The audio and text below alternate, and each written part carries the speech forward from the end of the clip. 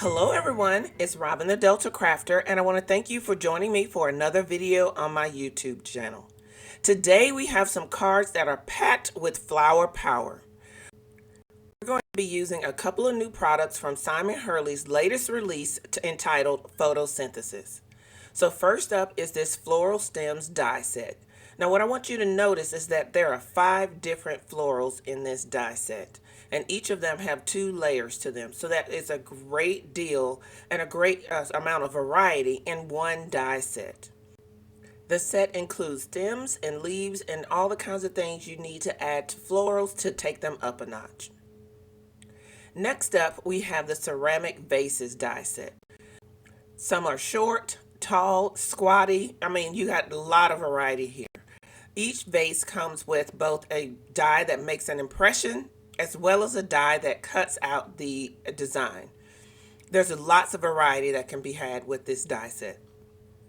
And lastly, we have the must-have sentiments Glimmer plate set. I love that Simon has Glimmer plates in his releases, and this one includes both the plate and the dies. Let's get ready to create. So in today's video, we're actually going to be making 2 different cards. And the first card is going to be kind of rainbow inspired. So we're going to be using all 5 of the florals that are in the die set. And you can notice here, I've kind of got a rainbow of color cardstock laid out. These dies are the perfect size to use with your scrap cardstock. So go ahead and dig in your scrap pile and dig out some colors that coordinate. Remember I shared earlier that there are 2 different layers to these florals. So for my card, I'm using 2 shades of a color that complement each other. These are going to look nice when they stack up on each other and create the final die cut image. So I'm cutting out, I believe this is a chrysanthemum. I believe that's what this floral is supposed to be. So I'm going to cut that out first. And these dies are small enough that I'm able to use my compact cutter from Hero Arts right there on my desktop, which I absolutely love. I've really gotten into having smaller tools that fit nicely on my desktop, and the compact cutter is definitely one that is high up on my list. So while I'm already cutting things, I'm just going to go ahead and cut several of each color flower so that I can have a couple to choose from when it's time to assemble the card. So I'm moving on to the second layer of this chrysanthemum, and you can see there that I've gotten a lighter shade of blue cardstock out. And again, because these are from my stash, from my scrap pile, I'm not even really sure what color or what manufacturer these cardstocks are from. You may have to use your Tim Holtz pokey tool or any kind of pokey tool you may have to get some of the die cuts out of your dies like I just had to use right there. So I'm finished with my blue. Now I'm moving on to my green cardstock. And I didn't go with like a traditional leafy green or a forest green. I decided to use a little bit of a brighter green. So this is kind of a chartreuse green, and I'm getting all my little pieces out of that. So I'm just going to continue down my rainbow of colors, and I'm going to switch my florals each time I change color so that each floral will get used for a different color. And again, almost all of the colors have a complementary color except the pink. I couldn't find a complementary color in my stash, so I just decided to use that same color, and then I'll ink that up in a little bit. Included in the die set are centers for some of the flowers, and you're going to want to cut those out of either some brown or some yellow cardstock like I'm doing here. And because these are super tiny, having the pokey tool is going to help you a lot. So now that everything has been die cut, let's go ahead and do some assembly. But first we're going to do a little bit of inking on this pink flower. Remember earlier I shared that I did not have 2 different pinks that I thought complemented each other well. So there's an easy way to take care of that. We'll just make our own complementary color. So I've taken some worn lipstick and a small detailed brush and just added a little bit of coloring to the top layer of that pink flower. So everything's kind of spread out and coordinated there. I've gotten my centers matched with the flowers that they're supposed to go with. And now I'm just taking some Barely Arts glue and dabbing that all over the back of the top layer and assembling our flowers. Because these flowers are only 2 layers, they're really simple to put together. I did go ahead and reference the photos on the Spellbinders website just to make sure that my alignment is correct, which I'm very thankful that those are there for me to look at. So the green flower has a center that needs to be applied to the middle. And so I'm just using my jewel picker here and I'm putting some adhesive on the back of it and I'm placing it right in the middle of those flowers. And I'm just going to repeat this assembly process until I get all 5 of the florals assembled and ready to go. As the flowers were completed, I went ahead and placed an acrylic block on the top of them. This would apply some weight and pressure so that makes sure everything adheres nicely. So we're ready to do some hot foiling now. I think this set is titled appropriately. It's called the Must-Have Sentiments Glimmer Plates. And it's must-have because it's pretty generic and general sentiments that anyone could use. There's a hello, just a note, thank you, thinking of you, sending hugs, and love you so much. So I'm going to go ahead and make my Glimmer Plate sandwich. So I'm using a piece of Neenah Classic Crest Solar White cardstock in 80-pound weight. I've adhered my Glimmer Plate to my cardstock using a piece of mint tape. And I'm using a piece of champagne glimmer foil as my colored foil that I want to use for these sentiments. So I'm going to take my hot foil sandwich over to my glimmer machine, which is behind me, and I'm going to run it through the machine and we'll see the results that we get. I do have an in-depth video over hot foiling that I'll link in the iCards above.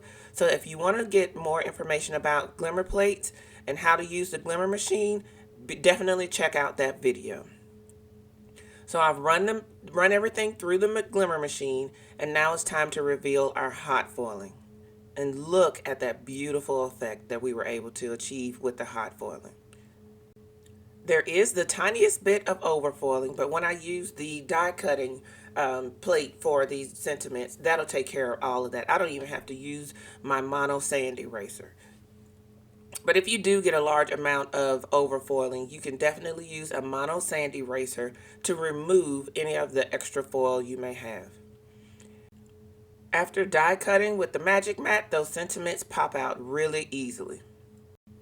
So we're down to the finishing touches for this card, so I think, anyway. So while I had the die cutting plate for the sentiments out, I went ahead and die cut some extra pieces out of plain white cardstock. And this could be some scrap cardstock or some less expensive cardstock that you have. But the purpose is to build up the depth and dimension on the sentiment. And using the die cut pieces behind the foiled pieces is the best way to do that. So now I'm going to lay out my flowers and I'm just going to kind of figure out some arrangement of how I want them laid out. So you can see I'm kind of making a 6 square kind of visual here with my flowers and my sentiment. So I started gluing everything down and then I decided that I think this background is just a little bit too plain. It's not giving or doing what I wanted it to really do. So I decided to pull everything off of the background and do something different with my background because I just was not happy with the way things were coming together. So here's something I want to share with you all. You can change your mind.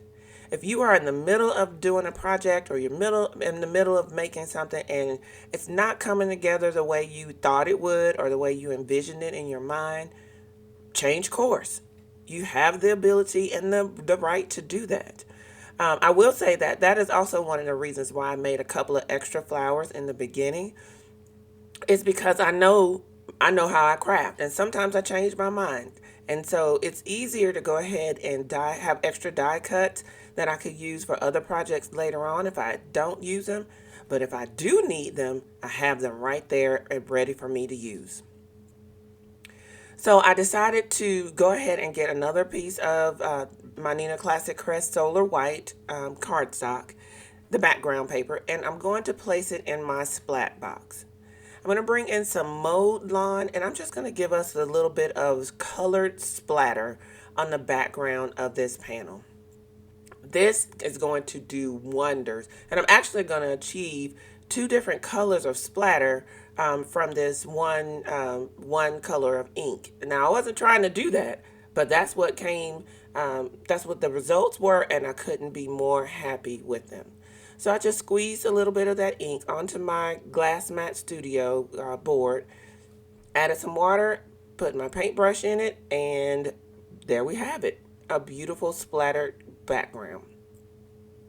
So now let's get back to assembling this card. So I'm going to go with the same layout that I had previously, and actually these are the same die cuts. I'm just laying those out now on our green splattered background, and I think that looks so much better. Let me know in the comments if you think I should have stuck with the white cardstock or if you like this green splattered background a whole lot better. So I'm adding a little bit of that Barely Arts glue to the back of these die cuts, and with that, this card is finished. So I've got an acrylic block on that card panel, and while that one's going, I'm just going to go ahead and work on card 2. So I've decided to use one of the more shallow squatty vases, and I went ahead and die cut that off camera. And while I was at it, I also embossed a background for us using one of the embossing folders from my stash.